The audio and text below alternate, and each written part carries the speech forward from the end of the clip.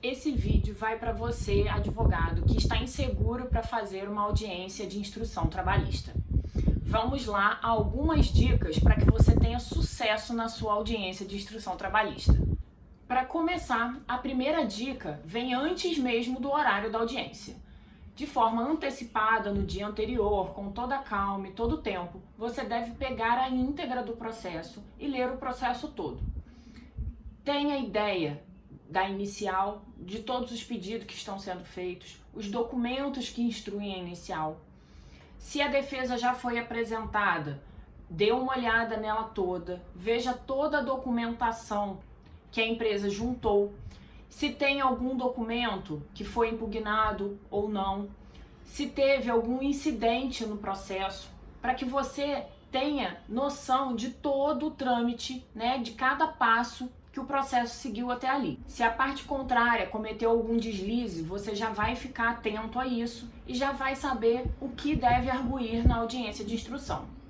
O segundo ponto que eu acho muito importante é que às vezes o processo trabalhista fica muito extenso, são muitos documentos juntados, tanto na inicial como na defesa.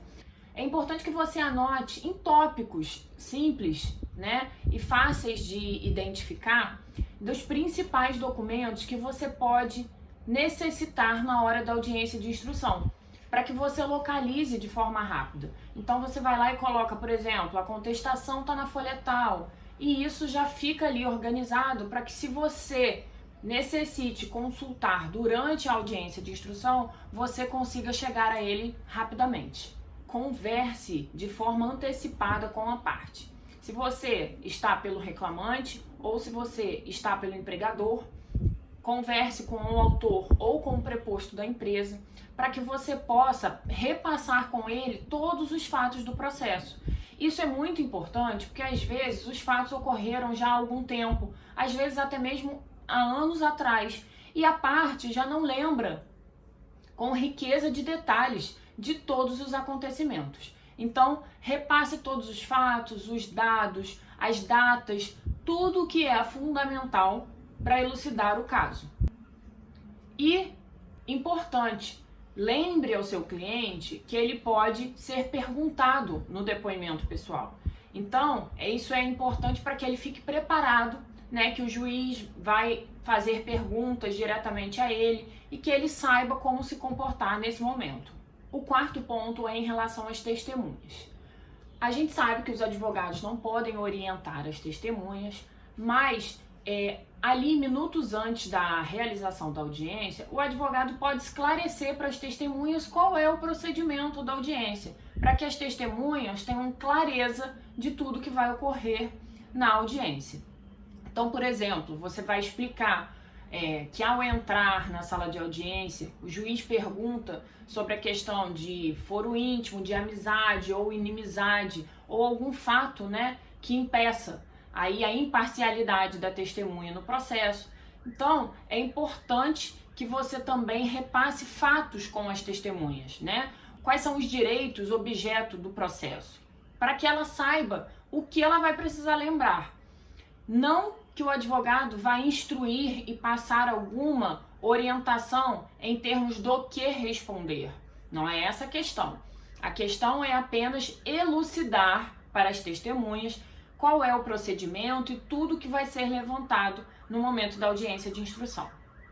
Em relação às testemunhas da parte contrária, é importante que você procure saber quem são as testemunhas, no sentido de se preparar, verificar se existe alguma amizade ou inimizade com as partes, o que aquela testemunha pode ter presenciado na rotina de trabalho, para que você já consiga se antecipar juntamente com o seu cliente o que pode vir no depoimento dela.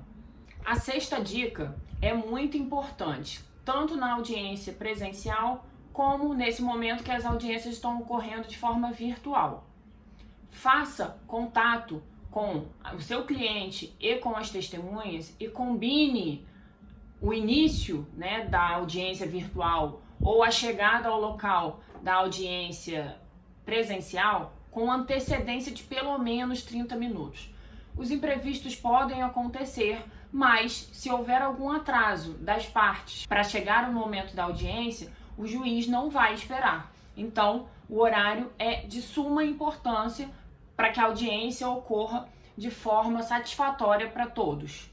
Em relação ao mérito, do processo, a discussão em relação ao direito do seu cliente, é importante que você sempre argumente nos momentos corretos, claro, Cada parte tem o seu momento de falar na audiência. Então, no seu momento de falar, apresente as fundamentações básicas relativas aos direitos que vocês estão pleiteando no processo. Isso é de suma importância para que o direito do seu cliente fique claro e evidente, ali perante o juiz. E a parte contrária. Se houver alguma impugnação da parte contrária, é importante que você se manifeste demonstrando quais são os fundamentos e requisitos que estão preenchidos no processo e que dão um respaldo ao seu pedido em relação àquele direito. Um aspecto importante é que tudo que acontece na audiência tem que estar constando na ata. A ata é um relatório de todos os acontecimentos da audiência. Dessa forma, é primordial que tudo que foi falado ou todos os acontecimentos da audiência estejam ali minutados na ata de audiência para que ela transpareça, tudo que ocorreu no momento da audiência.